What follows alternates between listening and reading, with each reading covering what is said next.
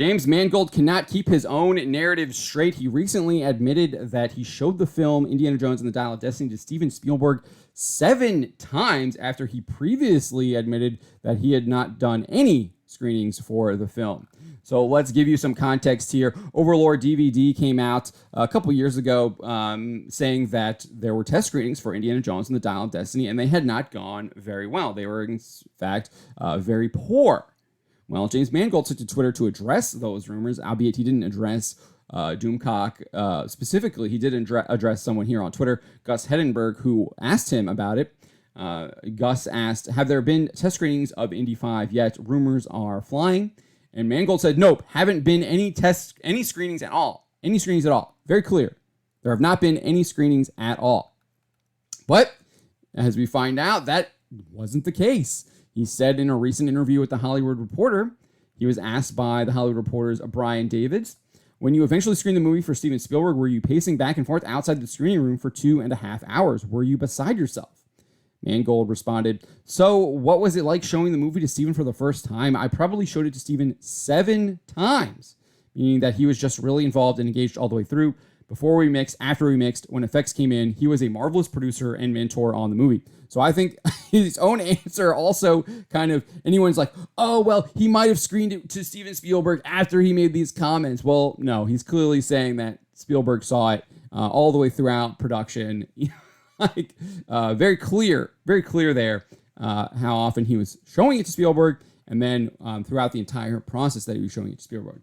And then for anyone who wants to say like, oh, well, test screenings are when you bring in an audience and have them sit and watch the film before anyone else. That's not actually how the Walt Disney Company has done it in the past.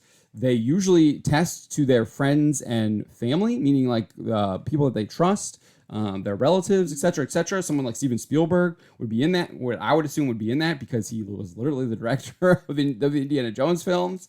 So I think that he clearly got caught here, and he got caught by himself. He's the one who just exposed himself. But interestingly, this wasn't the only thing that he told on himself. So he also addressed rumors that the film would include time travel. So he tweeted back in December 2022, none of this makes sense. Trolls have lied so much about what's been going on with Indy 5's production regarding test screenings, reshoots, time travel, and CGI use that by September, I expect them to deny the movie even exists. So even here, he's talking about test screenings again, but he's also has now included time travel. And anyone who's seen the movie knows that there was time travel in the movie, but how he tries to like work his way out of this one is just bizarre. So he first claims that I never presented it as time travel. I never really thought of it as time travel, except they literally travel through time. And he goes on and admits that they do that. There's this way so he first like deflects by talking about some AI sequence. It's just kind of weird. Doesn't make any sense.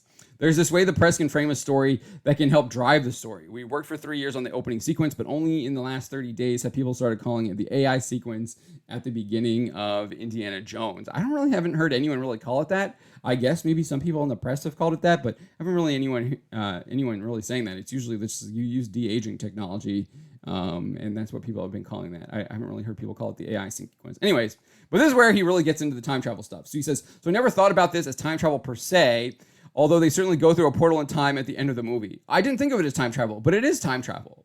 It's just, what? What are you even saying? And then he tries to justify that, he deflects, he moves the goalpost. He's like, yeah, I was talking about it didn't have time travel before, but it's really about not being about time travel. So he says, but the movie isn't about time travel. It's about time, it's about getting older, and it's about the world changing around you. And as long as there's been Indiana Jones movies, the power of the relic has always had some kind of dialogue with the theme of the movie itself. So it was no shocker. You can't make this up, folks. James Mangold literally is the one breaking his own narrative about the film. And I don't expect that to stop because he seemingly is confessing everything that he previously denied in this film. At the same, I don't think he's realizing what he's doing though, but that is indeed what he's doing. And it just shows like the giant train wreck this film was, and that James Mangold probably was not the right person to be directing this film. And if I'm being honest, this film probably never should have been thought up of in the first place, or even greenlit. Indiana Jones had a good run, should have stopped after Crystal Skull. Most fans actually think it ended after The Last Crusade anyways.